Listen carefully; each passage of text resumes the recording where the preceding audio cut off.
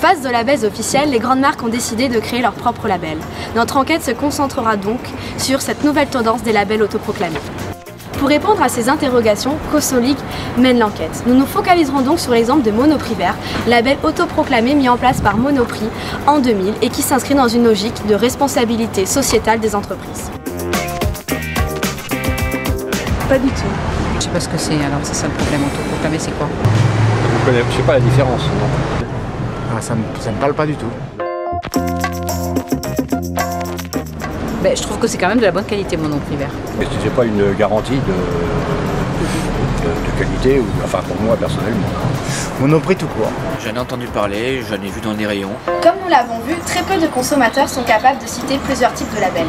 Pourtant, ils préfèrent tout de même acheter ces produits qui sont pour eux synonymes de qualité. Comment les labels garantissent-ils cette qualité? Quel est le cadre juridique de ce type de label? Pour avoir un label AOP, AOC, tout ce qui est sur les signes de qualité, on a des cahiers des charges particuliers à respecter. Est-ce qu'on doit imposer un label en tant que tel et interdire tous les autres? Le problème, c'est qu'on n'est plus sur de la liberté d'agir, donc c'est assez compliqué. L'entreprise doit respecter, ne pas polluer tant d'émissions, ne pas rejeter dans une rivière. Ça, vous avez un cadre juridique à respecter. Après, sur l'écolabel ou un label vert en tant que tel, souvent, d'ailleurs, ils vont respecter le minima. La difficulté, vous en êtes rendu compte, c'est comment avoir accès à leurs données. Vous êtes contrôlé et puis que vous n'avez pas respecté, il y a forte chance qu'on vous enlève votre label et voir que vous ne pourrez plus l'utiliser pendant un certain nombre d'années. Donc pas tout le monde est prêt à frauder, à ne pas respecter. Il y a aussi des gens de bonne volonté qui font des démarches. Leclerc a souvent été un peu pris en exemple et à contre-exemple.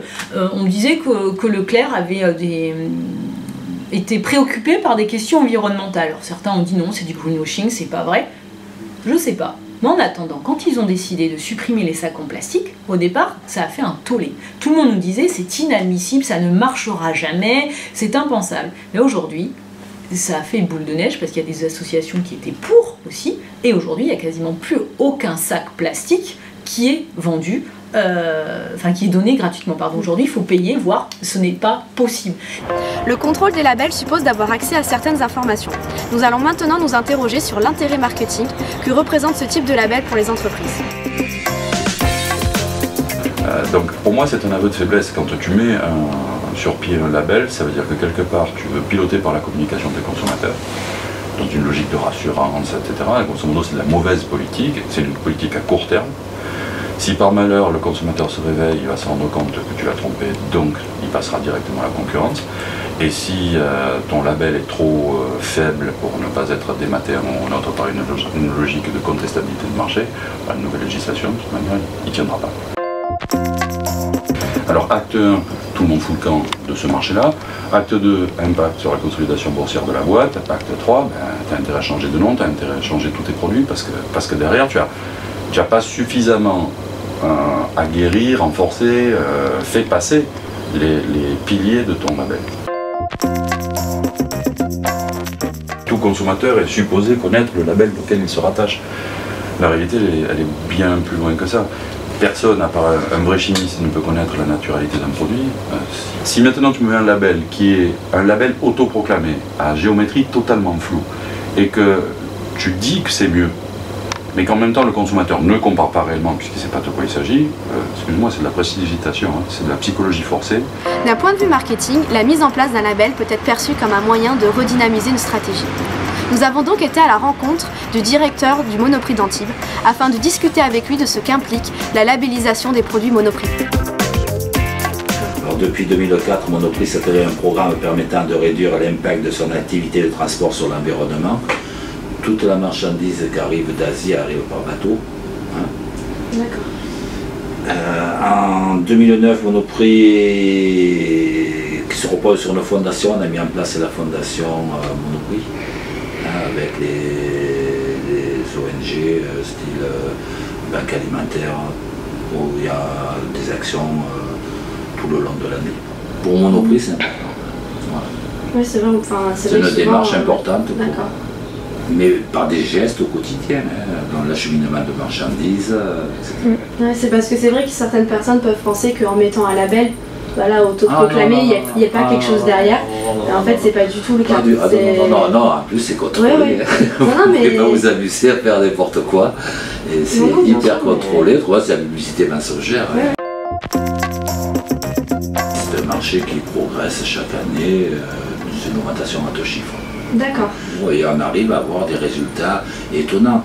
Sur les essuie-tout, le Monoprix vert, on aura peut-être 20% de notre chiffre d'affaires qu'en Monoprix vert. C'est une demande des consommateurs. C'est pour s'adapter à la demande des consommateurs. D'accord, très bien. Et qui est de plus en plus forte.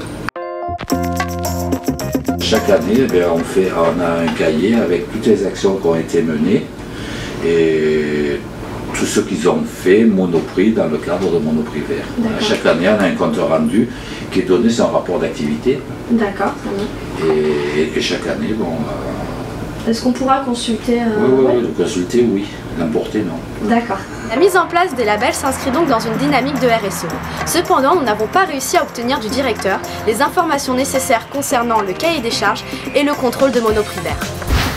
En conclusion, les labels représentent donc une part de marché importante qui répond à une demande croissante des consommateurs.